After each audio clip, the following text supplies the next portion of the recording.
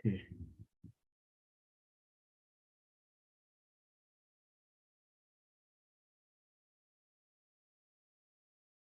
Let the light stream get ready.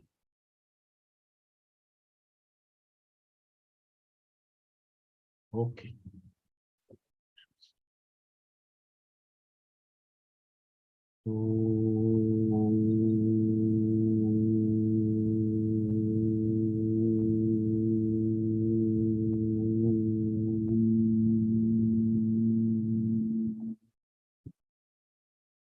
Om Badram Karne Bishrunuyaama Devaha Badram Pashye Makshabiryajatraha Sthirairangai Tuštuvagum Sastanubihi Vyashema Devahitam Yadayuhu Swasti na Indro Vriddashravaha Swasti na Pusha Vishwavedaha Swasti nastarksho arishtanemihi Swasti no Brihaspati'r dadatu Om Shanti Shanti Shantihi.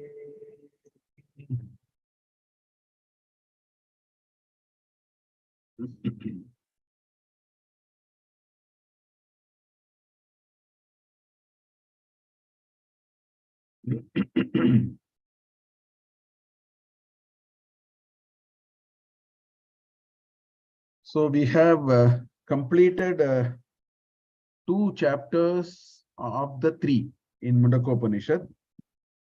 Prathama Mundaka, we have completed the 2 subsections there. Dvitiya Mundaka also, we have completed the 2 sections. So what remains is the 3rd Mundaka, which also has 2 chapters. So therefore, we are in the last part of Mundakopanishad. In the second Mundaka, we actually saw, first of all, in the first section of the second Mundaka, we saw the Karya and the Karana. I had extensive discussion on wood and furniture and all that. You know, we had a lot of discussions. Karya and Karana. How the Karana Jagat is nothing but the Karya of the Brahman. That is what the first section of the second Mundaka was, by and large. Then we went to the second section of the second Mundaka, in which this famous, this nice anecdote that Dhanur Grihitva Upanishadam, a nice arrow and a bow and all that. So that was used as the basis for telling how do you actually do this Jiva Brahma Aikya, how the Atman is directed towards. So the most part of the second section was that, and in the last 3-4 mantras, the Upanishad also showed what happens to such a person. So last class we saw that mantra, Natatta Suryo Bhatina Chandra Tarakam Nema Vidyuto Bhantam Kutoya Magnihi Tameva Bhantam Anubhati Sarvam Tasya Vasa Sarvamitam Vibhati. How that realized soul understands that he or she is nothing but that Swayam Prakasha, Param Jyoti. So all that this Upanishad has covered so far. Now in the third Mundaka, there are ideas on how part of it, how to do that Jnana Sadhana. While the second Mundaka talks about the meditation and all that, the third Mundaka, there is a little more description of the how part of it. And that is how the Upanishad is structured. So today we will see a very famous mantra, again in Mundakopanishad, a very nice metaphor. Again, a very nice metaphor, like the Dhanur Grihitva Upanishadam that we saw. Is another nice metaphor which is used by the Upanishad to drive home a very important point. So that is what we will see today. So let us read the mantra. Tritiya Mundake Pratama Kandaha. In that mantra 1. Dva suparna sayuja sakaya samanam vriksham parishasvajate tayoranyah pippalam swadu atti anashnan anyo abhichakashiti. Dva suparna sayuja sakaya samanam vriksham parishasvajate tayoranya pippalam swadvatyanashnanyo. It's a very complex sandhi that. Swadvatyanashnanyo abhicha kashiti. So this is the mantra. So let us first do a padacheda. Actually, dvau suparnau. It's in dvivachana, it should be. So dvau suparnau, sayujau, sakayau. All those must be in dvivachana. So in Upanishadic thing, it is written like this. It's all dvivachana because dvau suparna, dvau suparnau, sayujau, sakayau, samanam vriksham parishasva jate. In the first line, there is no padacheda. It's fairly separate only. The second line has a lot of sandhi. So we will do a padacheda. Tayoho anyah. That becomes tayoranyah. Tayoho of the two. Anyah. One of the two, basically. Tayoho anyah. Pippalam swadu. Now there is a very complex sandhi there. It has, I think, four words are combined into a single word by sandhi, not samasa, by sandhi. So swadu, for the first pada is there is swadu, then atti,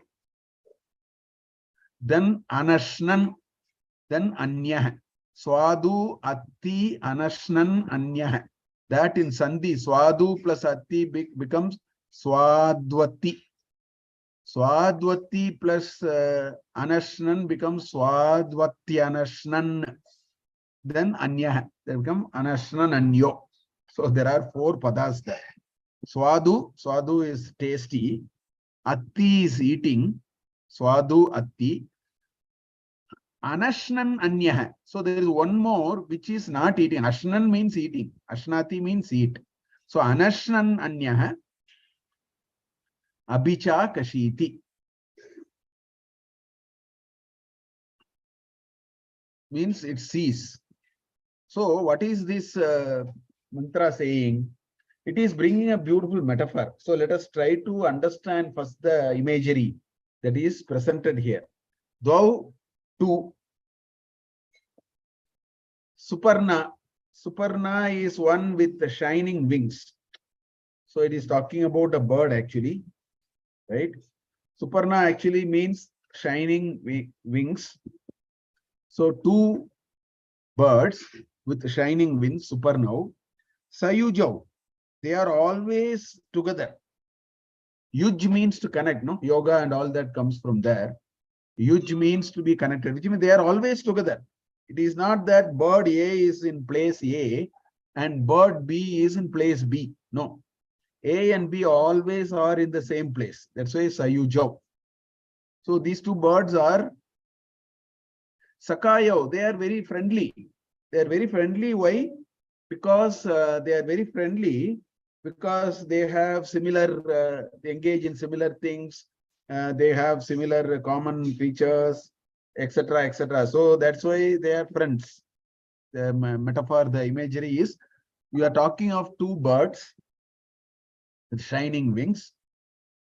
Sayujau, they are always together. They are very friendly. Okay. Sakayo. Samanam vriksham parishasva jate. Parishasva jate is perching, or sitting or perching. Perching is the word to use for a bird.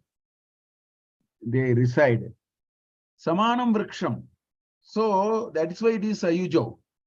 It is not that one bird is in tree A and the second bird is in tree B. It's not like that.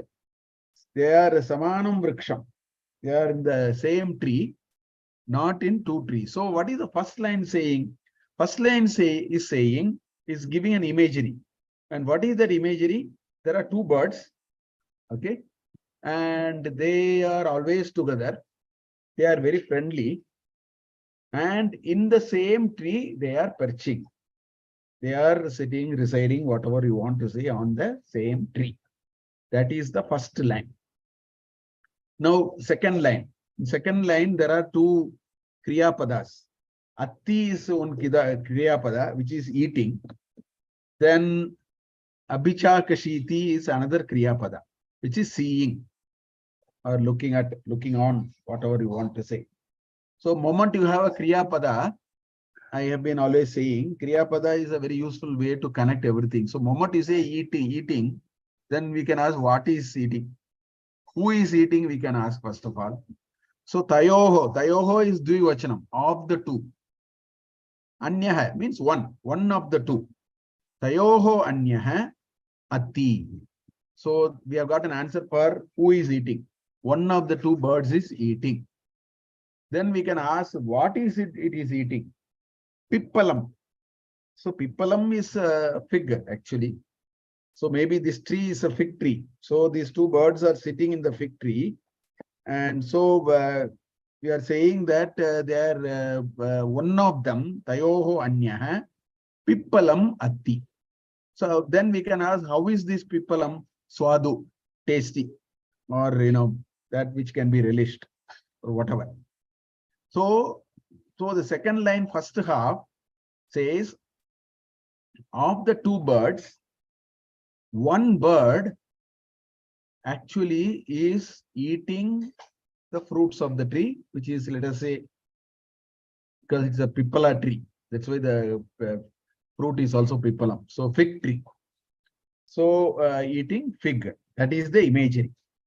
Then there is a second word, second Kriya Pada, Abhichakashiti. Abhichakashiti means looks on. So who is looking on? Now we can ask the same Kriya Pada, we can ask question who, what, when, where, how, and all that.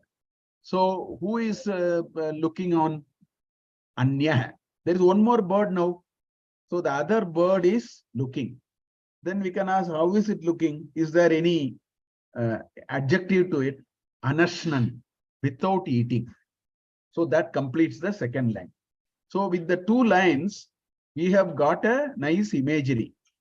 And the imagery is that, there are two birds. The two birds are always together. The two birds are very friendly. They are perching on the same tree. Of the two birds, one bird is eating the fruit and the other bird is just watching, just looking on. So this is what this mantra is saying. This is a very famous mantra, right? So now this is the picture. One can imagine the whole mantra is contained in this picture.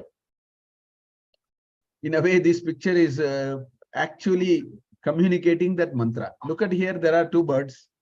The two birds are sitting on the same tree. And one bird is eating the fruit, the other bird is looking on. So basically, this is what this Upanishadic mantra is saying.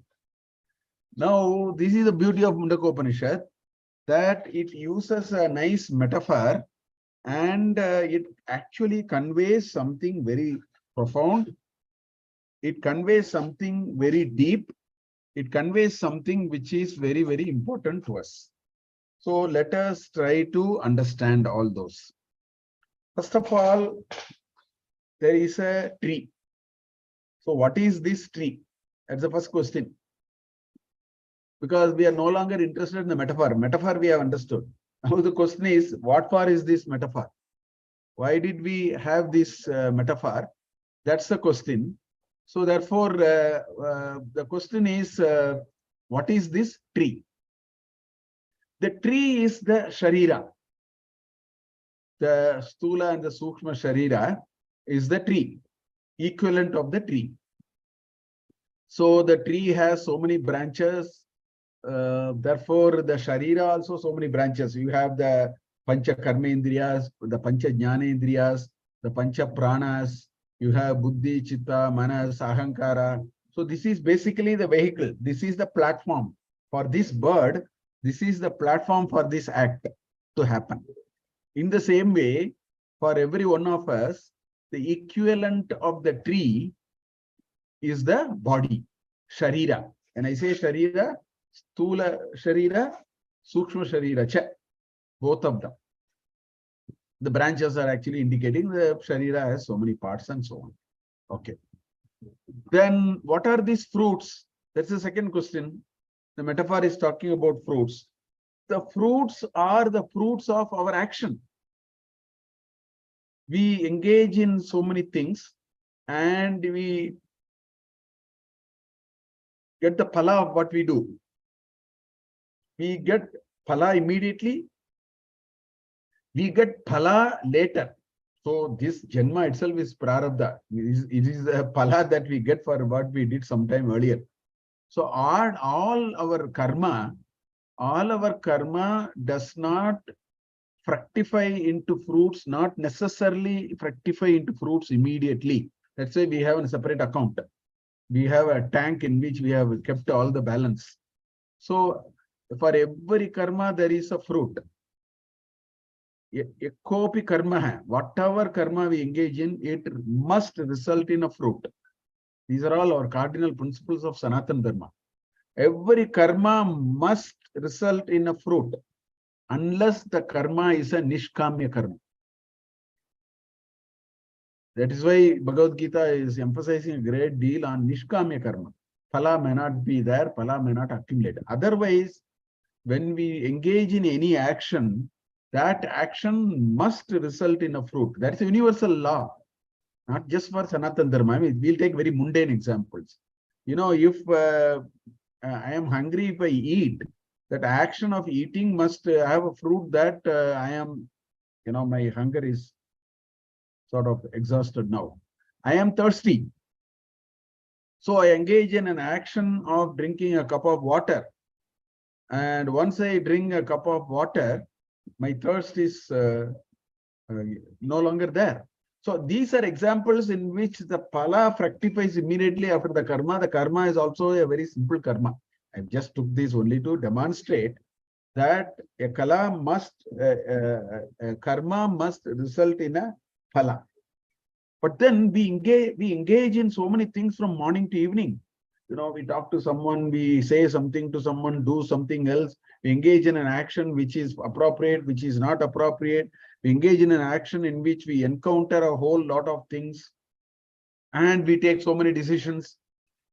Right? We go, for example, I go out to buy some vegetables on the market. On the way I go, I step on something. I killed an ant because I walked over it with my chappal, knowingly, unknowingly. There is somebody who is struggling, asking for serious help. I just ignore and go, or I do the help and go. So many things happen. Whether it is office, whether it is at home, whether we engage in, so we engage in all kinds of karma. That's why in Bhagavad Gita, in shloka, I think shloka 17 of chapter 4, I think. Kim karma kima karmeti kavayopyatra mohitaha. It says, what is karma, what is akarma, what is vikarma. Even learned people are kavayaha api atra mohitaha. Gahana karmano gatihi. That's what that shloka says in Bhagavad Gita. These ways of karma are very deep. Gahana karmano gatihi. Therefore, whatever actions we engage in, it does result in a fruit. Point number one. Point number two, there is no hard and fast rule that all fruits of action must accumulate immediately. There is no such rule. Fructify immediately. So therefore, in every janma, I think we must all understand this well. In every janma, the fruits that we enjoy, it can be, good or bad, that's a different story. The fruits that we enjoy maybe not entirely because of what I did now. It may be the fruits which are not yet fructified in some of the earlier karmas. That is very much possible. So anyway, so that is the fruits here. And this bird is engaging in a karma of eating the fruit. Engaging in a karma, and that karma results in that fruits. Basically, you can say it like that. Okay. So that is the equivalent of that metaphor. Then comes two birds. Why two birds? That's the last question. So fruits we have explained, tree we have explained, eating of the fruits we have explained. So what is remaining is two birds. Why two birds? Why not three, or why not five, or why not only one bird? Why is the Upanishad mentioning of two birds? And remember, there are three adjectives for the two birds. One, they are always together. That is the first adjective, right? Suparna Sayujo, Sakayo, and they are very close friends. And what does it indicate? It indicates the ahankara or the manas or buddhi, ahankara, whatever you call it, and the consciousness. The chit and the ahankara. That is what these two birds are. And so basically, we saw it in the last Upanishad, one of the mantras, some of the mantras also. Chit by itself is not available for transaction. The consciousness is not available for transaction. It has the capability to enliven a transaction. The example you gave was electricity is not available for transaction, but it can be used for a variety of transactional things in the world. You remember when we talked about one of the mantra where the Nabi and Vivara and all that, the spokes of the wheel and the heart is the Nabi. At that time, if you remember, I mentioned that the consciousness is available at a few places. One can recognize the consciousness only in a few places. Consciousness by its own nature does not engage in action, does not engage in any transaction, but it alone supplies that energy and possibility to transact to somebody else. So those are the two birds here. One bird is consciousness, which energizes the whole thing. The other bird is the ahankar or manas, whatever you want to call it, which borrows the consciousness, which is able to draw from the consciousness and make it transactional, just as much as we bring a fan, plug it onto a plug, the wire, the plug, we put it onto the plug, switch on the fan starts running and is blowing air. So the fan is drawing that infinite energy and making it transactional. In the same way, the ahankara or the buddhi, manas, ahankara, we can, for the purpose of this discussion, we can take all of them equivalent for this purpose of this discussion. So that ahankara draws that energy from chit, and the chit and the ahankara engages in action. So that is what this whole metaphor is talking about. So let us make sense of the metaphor. We'll use the Shankara Bhashya. What is Shankara Bhashya saying? When he talks about the tree, it says Urdhva Mulaha. Acharya says Urdhva Mulaha Avakshakaha. This tree is an inverted tree.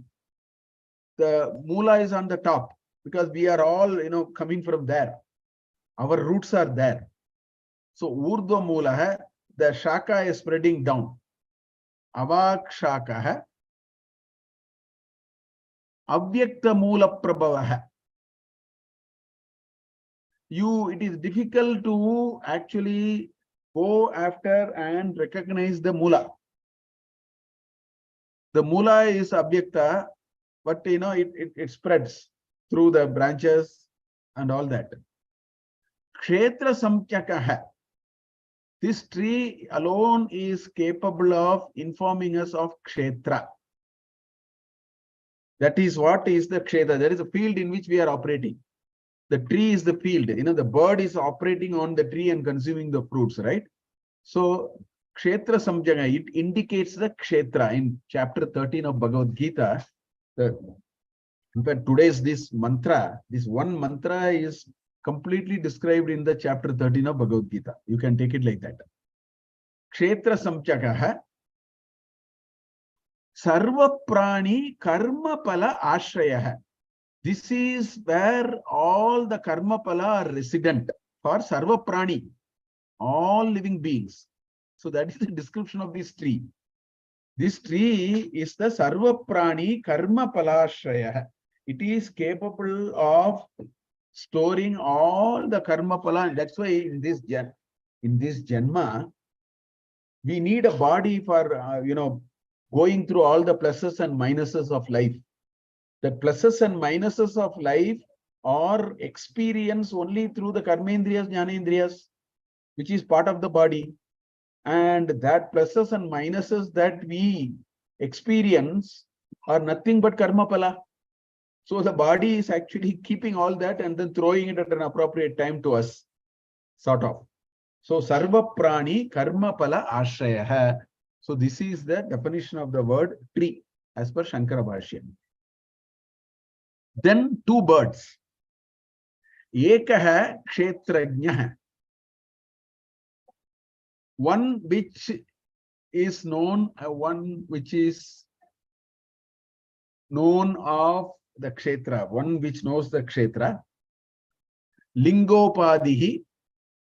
It has all the upadhi of gender, etc., etc. I mean, that kshetrajna is now conditioned by way of gender and, whether you are son of somebody, father of somebody, you are an Indian, you are a Malayali or a Tamilian or a whatever, Kannadiga, etc. There are a lot of upadhis which sort of conditions it. Therefore, it becomes avivekaha. It is unwise. That one of the bird is actually unwise. Bhakshayati. That is one which is eating. What is the second bird? Anashnan anyah. The other bird is not eating. It is just seeing. And what is the description of that? Nitya Shuddha Buddha Mukta Sobhavaha. It is permanent. Nityaha. Shuddha. In the last class, in the last mantra, we saw Shubram. That's the word we saw. If you look at the last mantra of the previous one, we said Vishwamidam Prasuttam, that is a nice mantra, Shubram and all that, it will come. Yeah, Virajam, in the 10th mantra, it is there. Hiranmaye Pare Koshe, Virajam Brahma Nishkalam. Tat Shubram, Jyotisham Jyotihi, all that. So that is the Shuddha, Buddha. It is the embodiment of knowledge and Viveka. Mukta Sobhavaha, it is not conditioned like the Lingo Upadhi which you talked about of the other bird. Mukta Sobhavaha, it is liberated, truly liberated. It is not conditioned by anything. Sarvajnaha, it is the knower of everything. Sarva Sattva Upadhi. It is the cause of all the sattvas. It is the one which is the sat part of all. Sarva Sattu Sattva Upadhi Ishwaraha. So this is the description of the two birds. One is the Jivatman, maybe other is the Paramatman, kind of a description. So what does eating of the fruits mean according to Shankara Bhashya? Karma Nishpannam Sukha Dukkha Lakshanam. What is this fruit? The fruit is Karma Nishpannam. These fruits have fructified out of the karma. As I told you, we could have done the karma now, the fruits would have been immediate, or the fruits might ripen much later, which means we would have done in several earlier janmas also. So karma nishpannam, in any case, it comes only out of karma. Fruits come out of karma. Karma nishpannam. Sukha dukkha lakshanam. It is not always good. It is, you ask sukha, dukkha is free for you. Buy one, take one free. So sukha dukkha lakshanam, it will blow hot and cold. That's what Krishna said. Matra sparshas kaunteya. Sitoshna sukha dukkataha agama paino anityaha tam titiksha swabharata. So that is what you are saying in Gita. So it is sukha dukkha lakshanam. Then aneka vichitra vedana swadarupam palam.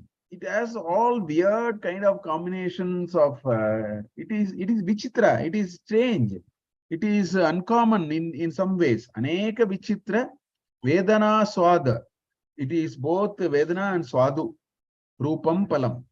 Sometimes the fruit may be tasty, sometimes the fruit may not be tasty. It happens to, sometimes, you eat mango, it's all very tasty and you enjoy it. Sometimes you eat mango, the mango is very sour and you have a, stomach problem or stomach ache or something of that kind. So it can be Vedana Swadurupam Palam. So that is what this meaning of the fruits that Shankaracharya talks about. So basically what we are saying is the metaphor is complete now.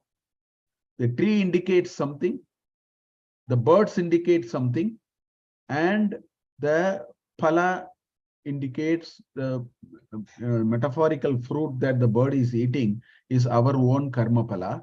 And as we progress in every janma, what really happens is we have agami karma, we have this prarabdha karma which we are currently going through. Then we have the sanchita karma. As I told you, every action need not immediately ripen into a fruit.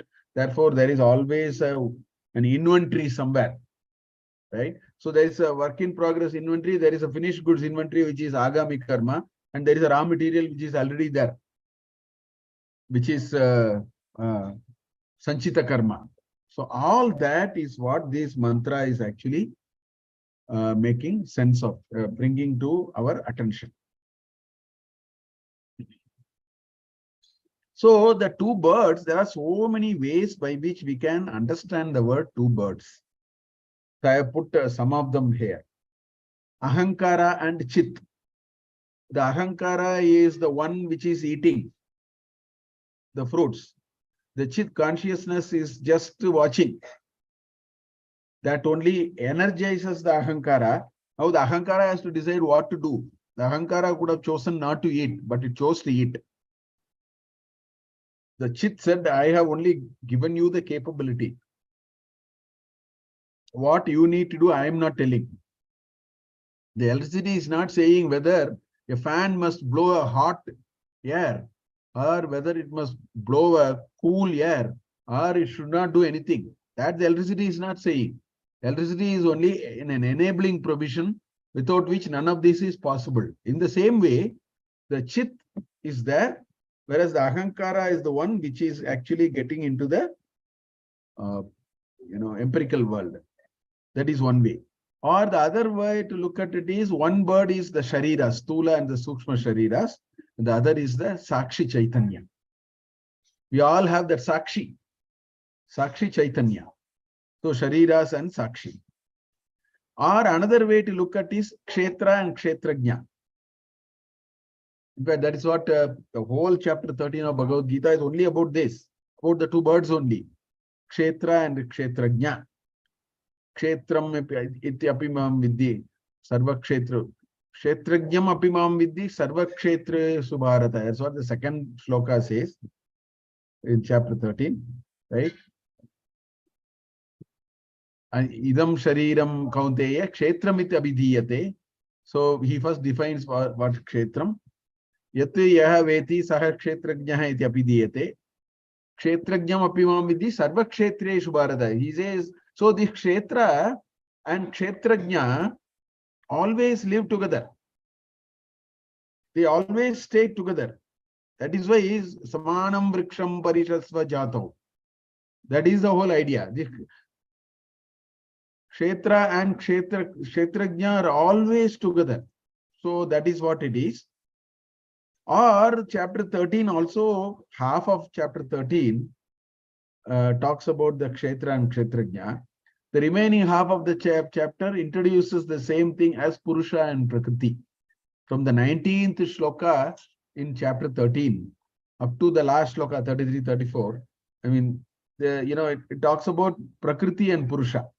So therefore, it can also be called Prakriti and Purusha, right? The Prakriti is the one which is engaged in the empirical world, and Purusha is the Sakshi Chaitanya, the observer. That's what the Chinese thing also, yin and yang, they talk about. Yin and yang. Or another way to understand the two birds is Jivatma and Paramatma. There is one who is engaged in so many action. There is one who is just observing, not engaged directly. It only is, it cannot be, the Shuddha Chaitanya is not available for transaction at all. So Jivatma and Paramatma, that is another way to understand. Or the last to understand is observed, the Vishaya and the Vishayi. The observer, the observed and the observer. The one bird which is watching is the observer, and the other bird which is eating is the one which is being observed, right? So this is what Shankaracharya actually says in his Chatussutri in the beginning. He says, Kshetrajnyoho Vishaya Vishayinoho Tama Prakashavat Viruddha Swabhavayoho. Like that he starts. He says, they are like, darkness and light, but Viruddha Swabhava. But, interestingly, they do exist. At the same time, one is prevalent. See, darkness and light actually exist. But one is there, other is not there. That's all. They don't coexist in that sense of the term. But both are there. When light is there, darkness is not there. When darkness is there, when light is not there. The same way, when the kshetrajna is there, the kshetra is not to be understood. When you understand only kshetra, the kshetrajna is not to be found. A kind of a thing. But they are there. Both of them are there. That is why it is saying samanam vriksham parishasva jate. So what happens is that Sakshi is the consciousness principle. And it cannot be transacted, it is not a product, it is not a consequence, nothing. But it can be accessible through any medium. That medium is the body, right? And that is what really happens. So this mantra, what is it saying? It is talking about the two parts of every one of us. Every one of us have two parts. In fact, there is another way to also understand it. There's too much of power cut happening. Anyway. So there's another way to understand it. If somebody says that I am happy, or somebody says I am not happy, or somebody says it is cold, it is hot, right? Now, how can you say that you are happy or unhappy? Now you need two entities to make this statement. There must be one constant entity and there must be one changing entity. Otherwise, this change can never be recognized, right? I mean, that is a basic scientific principle as we know in modern science in any case. When you are sitting in a train, when all the windows are closed and trains make no noise and it travels at 100 kilometers per hour, you have no idea whether you are moving or you are stationary. Moment there is a second entity, suppose you open the window, then you know, oh, the train is now waiting at a signal or the train is actually going. In the same way, if I say I became happy at 5 o'clock, I became unhappy at 7:30, then this change is there, This change is possible, recognizing a change is possible only if you have two entities. There must be a non-changing entity and a changing entity. That is the meaning of the change. Whenever you say there is a change, all these are part of it.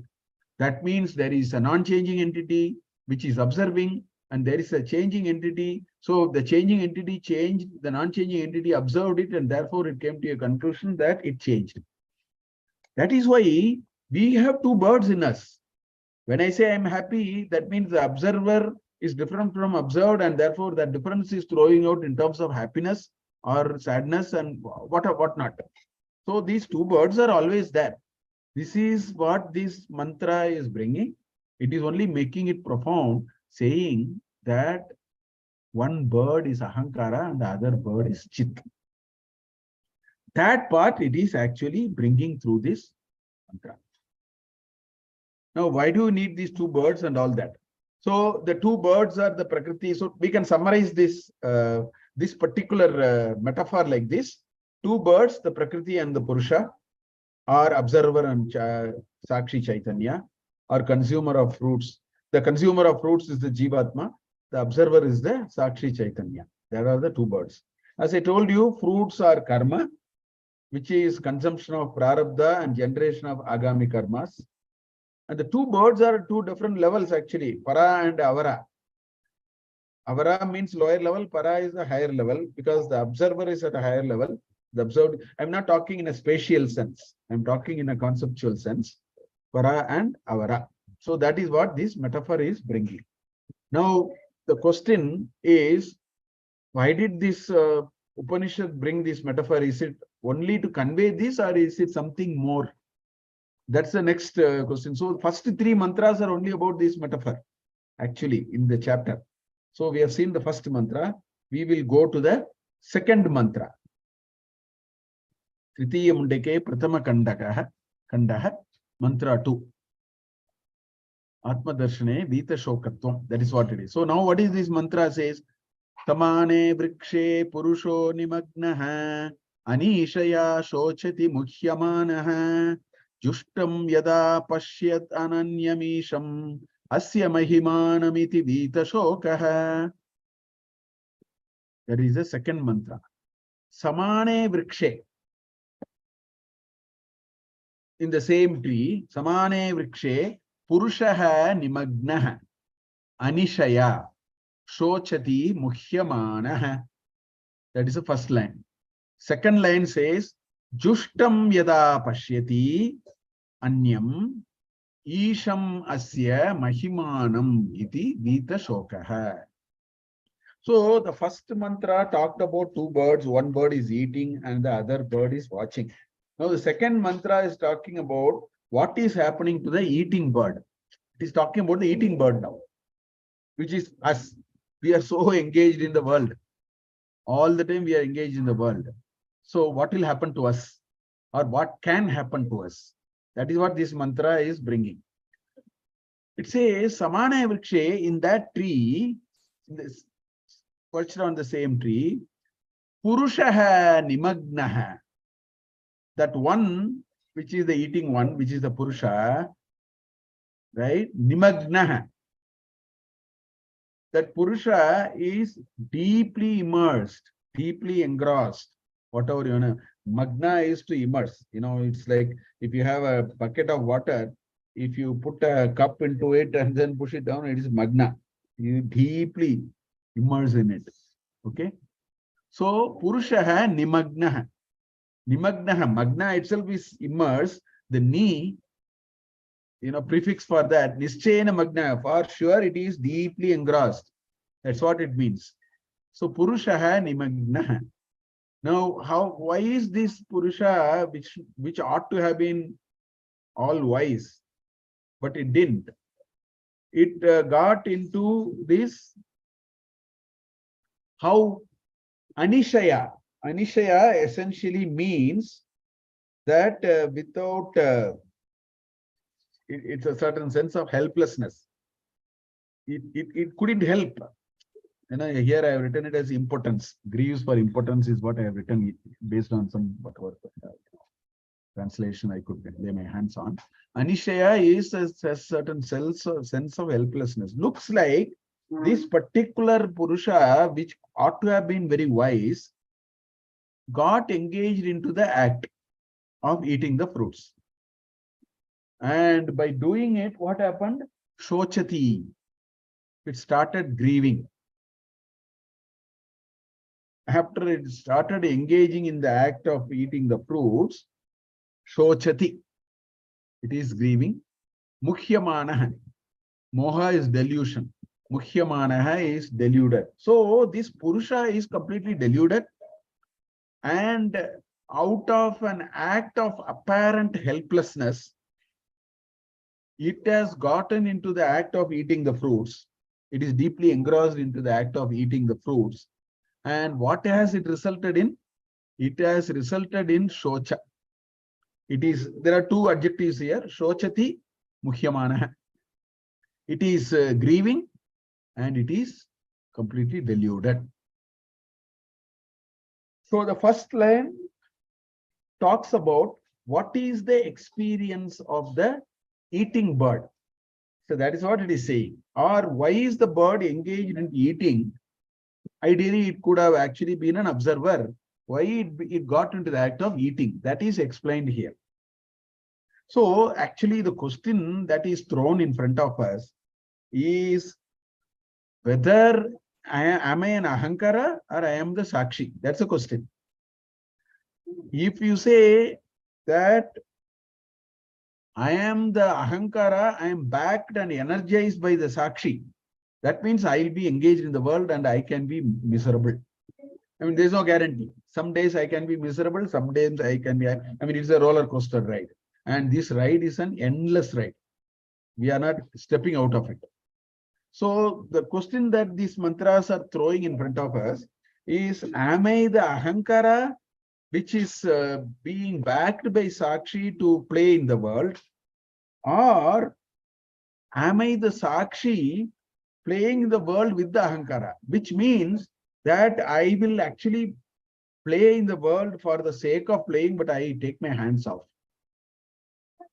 The Bhoktrutva will go. Kartrutva and Bhoktrutva will be only for the sake of being engaged in that act. It is not going to affect me. I will not be miserable. So that is the question this mantra is actually challenging. This mantra is throwing that kind of a challenge, saying, what is the position that we need to take? Should we take the position of the first bird or should we take the position of the second bird? Because if it is saying, I am the ahankara and the sakshi is energizing me to engage in the world, the chances are that shochati mukhyamana, I may be miserable, right? May be deluded. Because the Purusha should not think I am the mind or ahankara. Purusha should know that I am the consciousness. But then out of helplessness or something, it happens. So that is what the first, line says. Then the second line says, Jushtam. In the second line, there is a word, there is a verb, pashyati. Jushtam yada pashyati. When it sees whom? Anyam. So there are three words there. Anyam, Isham, Jushtam. Jushtam yada pashyati. When he sees that worshipful, the other one, which is the Isham, which is the Lord, which is the true Lord, when this bird, once it stops eating, it is all the time engaged in eating. Moment it stops and then looks at the other, it passes for a while and looks at the other bird, if it can do it. What it will see? It sees Isham Jushtam yada pashyati, Anyam Isham Jushtam yada pashyati. Asya Mahimanam. Oh, this is all his glory. What is all happening is all his glory. Asya Mahimanam iti pashyati. If it is able to see that, if it is able to come to that understanding of this whole act of eating, it becomes Vita Shoka. It is one devoid of all these shoka. It is devoid of all these. So basically, the second mantra, in the first mantra, it simply said there are two birds, one bird is eating, one bird is watching. The second mantra is taking us one step forward. It says that this eating bird has to actually introspect a little bit. It should take time and look at the other bird which is sitting. And why? For the reason is the eating bird is finding that, oh, this is not a very interesting job here. And initially I thought everything is interesting, but it doesn't seem to be interesting. It's not at all, very cheerful. For a few days, it was all okay, but then I am now looking for something else. So when, in fact, all these came in the mantra, in the Upanishad itself. If you see, Parikshya Lokan Karma Chitran, it's a beautiful mantra in the first Mundaka's second section's last but one mantra, I think. It says, Parikshya Lokan Karma Chitan Nastya Krito Kriti Nirvedamayan Shrotriyam Brahmanishtam. So he said that this is not taking me anywhere. That is that pass from eating, actually. This is an endless job. This is not going to take me anywhere. So we need that time to reflect. So we have to stop eating for a while. And what is stopping eating for a while? We have to step out of these worldly things and then have time for ourselves. If we do that, what will happen? That is the second line. It says, Vita Shoka. This person will become all his shoka will be gone. So that is what, so the Upanishad is reminding us that we have two personalities in us. We associate ourselves only with one personality. We are forgetting about the other personality. If you take time to look at that personality, your problem will be solved. That is what it is saying. The Shankara Bhashya for some of these words are very interesting. Nimagnaha, Anishaya, Muhyamanaha, Jushtam, Pashyati, when is he seeing? All that Shankaracharya very beautifully explained. So we will see those words that he uses to explain all these parts. So, Nimagnaha. What is this Nimagnaha? What is this deeply immersed? What do you mean by deeply immersed? We are all deeply immersed in what and why? So Shankaracharya says, Dehatma Bhavam Apannah. We think we are very bodily oriented. We think Deha is the Atma. We think this is the Atma. Dehatma Bhavam Apannah. Ayamevaham. I am, this is what I am. I am so and so Amushya Putra, so and so son. Asya Napta. I am the son-in-law or daughter or somebody of somebody, son-in-law of somebody. Sukhi Dhuki. I am the one who is happy. I am the one who is unhappy. Stulaha Krishaha. I am stout. I am thin. Gunavan Nirgunaha. I am, I am with good, I am one with the right attributes and good gunas and all. Nasti Anyaha Asma. This is all I am. So we draw this narrow line within ourselves and Dehatma Bhava. All these start with Dehatma Bhava. We think I am only this. So if this is gone, I am gone. This is Charvaka philosophy. This is what they call as Charvaka philosophy. Yavat Jivam Sukham Jivet Runam Kritva Gritam Pibet. I think we should, this is also the current Western thinking. This hedonic pleasure that they talk about. Enjoy here as long as, because this is what you are. This body is what you are. Keep your body very nice. Dress up very well. Have tasty food. Enjoy. If you don't have money, borrow. And then Runam Kritva Gritam Pibet. Drink ghee by taking loan. Have 4-5, credit cards. Just enjoy life. Take this loan, that loan, for everything that loan. Enjoy, because life is only this much, nothing more than that. A person who is leading a life like that is Nimagna. He is deeply into it. He is that bird which is only interested in eating the fruit. It doesn't understand there is another bird. So that is what Shankaracharya's definition of nimagna. Then anishaya shochati. With certain helplessness, it is getting upset. And where is this helplessness coming? The first part, when you are doing this particular thing, that I am Dehatma Baba, I am so and so son-in-law, I am happy, I am all that. When we live in this kind of a world, what happens? After a while, what happens is, oh, I can't do anything. I am so helpless. It says, I am so helpless. Na kasyachit samartoham. Says nothing is possible because we are worn out. In this process, we are worn out. And then it says, Putro mama vinashtaha, my son is gone. Mruto me bharya, my wife is gone. Kim me jivitena, ityevam dina bhava. See, this playing in this, this world is all that we need to matter. And so we will enjoy a world like this and so on. Such people will eventually land here. They will say, oh, I wasted my life. I have not achieved anything. All that I did is of no use. So there is a sense of helplessness. There is a sense of, great feeling of having missed, feeling sorry for not doing something. All this, many of us go through it. So that is that helplessness which comes out of that. Mukhya banaha, this person is completely deluded. What does it mean? Anekaihi anartha prakarai, not artha, anartha, doing all vyartha, not having the right framework.